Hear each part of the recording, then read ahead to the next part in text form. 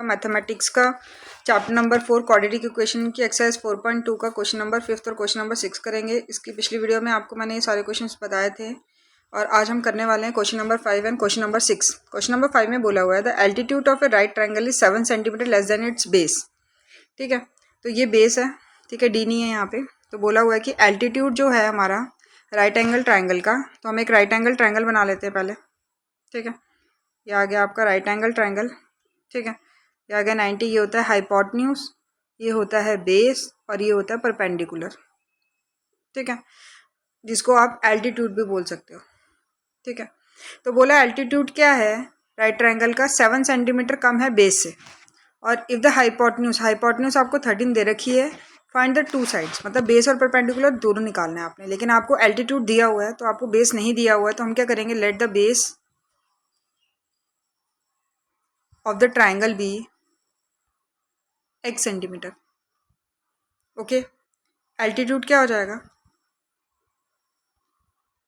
Base से 7 कम है ना, 7 कम है ना, बेस कितना है x है और उससे 7 कम है मतलब माइनस। ठीक है, तो ये क्या हो जाएगा, एल्टीट्यूड हो जाएगा। ठीक है, और हाइपोटेन्यूज आपको दे रखी है, हाइपोटेन्यूज कितनी दे रखी है आपको, 13 सेंटीमीटर दी हुई है, तो 13 सेंटीमीटर। अब आपको पता है कि पाइथागोरस थ्योरम लगा के हम इसको सॉल्व कर सकते हैं, क्योंकि राइट एंगल ट्रायंगल पे पाइथागोरस लगती है। तो लिखेंगे in triangle ABC we apply Pythagoras theorem PGT। ठीक है, क्या होती है आपको पता होगा क्या होती है, हाइपोटेन्यूज का square is equal to base का स्क्वायर प्लस एल्टीट्यूड या परपेंडिकुलर का स्क्वायर।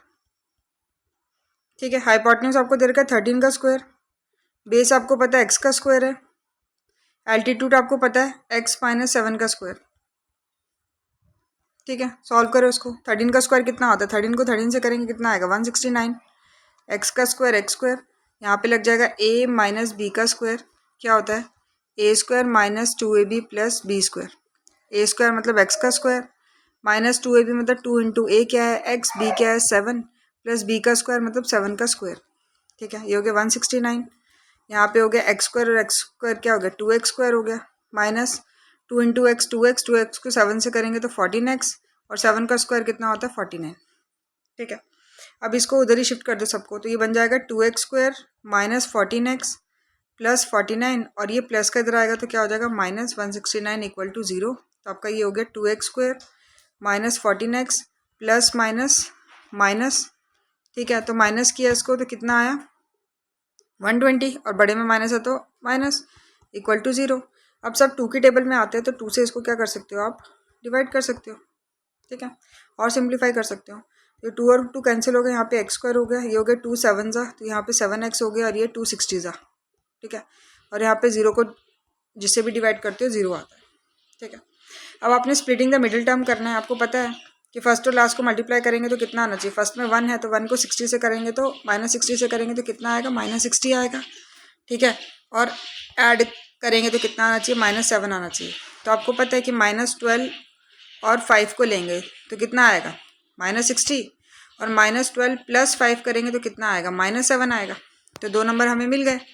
ठीक है ना, ये दोनों मिल गए -12 एंड 5। तो हम क्या करेंगे, फर्स्ट और लास्ट को एज इट इज़ लिखते हैं, बीच वाले को स्प्लिट करते हैं तो 7x की जगह लिख देंगे हम 12x plus 5x minus 60 equal to 0। Common निकाल लो, यहाँ पे कॉमन x है तो x यहाँ पे 1 बचा, यहाँ पे x ले लिए तो 12 बचा, प्लस यहाँ पे कॉमन क्या 5 की टेबल में आते हैं ये, तो ये x हो गया, ये 5 12 से कितना हो गया 60, यहाँ पे 0।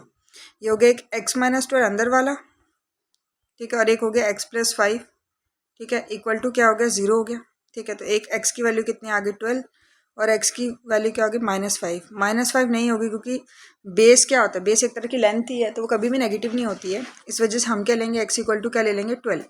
तो बेस कितना आया हमारा 12 सेंटीमीटर आया और हमने एल्टीट्यूड को क्या माना था, x माइनस 7 माना था, तो 12 माइनस 7 कितना हो गया 5। तो एल्टीट्यूड कितना आ गया हमारा 5 सेंटीमीटर। ठीक है, क्लियर हो गया। चलो नेक्स्ट करते क्वेश्चन नंबर 6। क्वेश्चन नंबर 6 में बोला है कि cottage industry produce a certain number of poetry article in a day. मतलब एक कॉटेज इंडस्ट्री है जो कुछ नंबर ऑफ पोएट्री आर्टिकल्स कुछ एक दिन में बनाती है।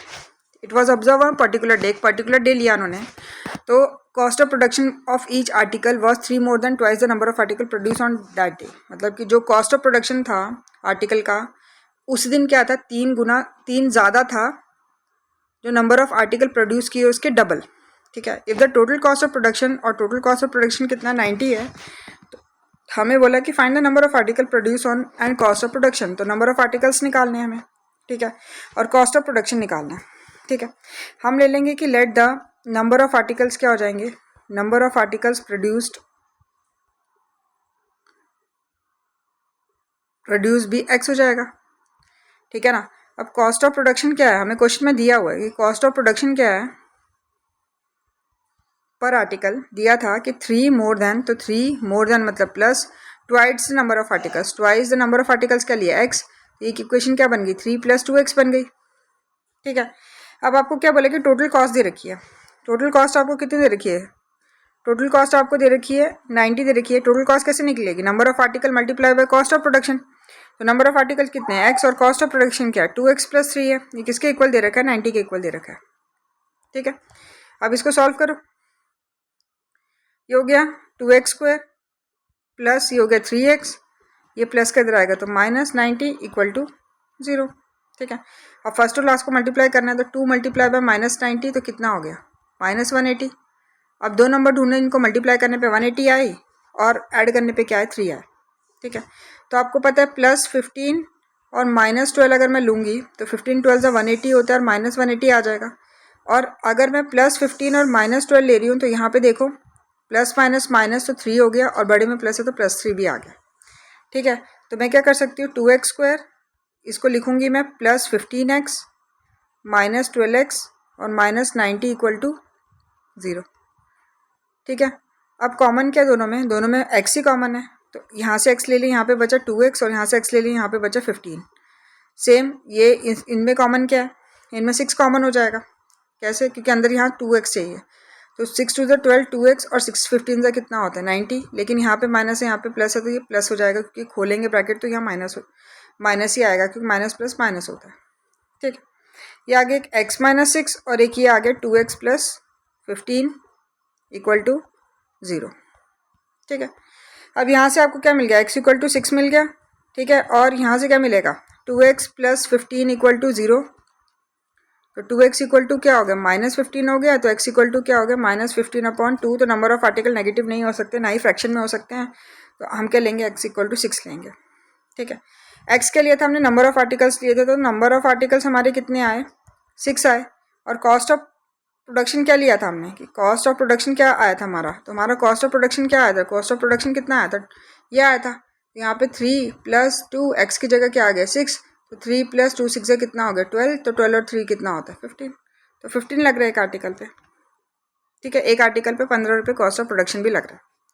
ठीक है, समझ में आ गया। तो इसी के साथ हमारी एक्सरसाइज खत्म होती है। नेक्स्ट मैं आपके लिए 4.3 लेकर आऊँगी। अगर अच्छी लगी होगी तो लाइक शेयर सब्सक्राइब जरूर करना। Thank you.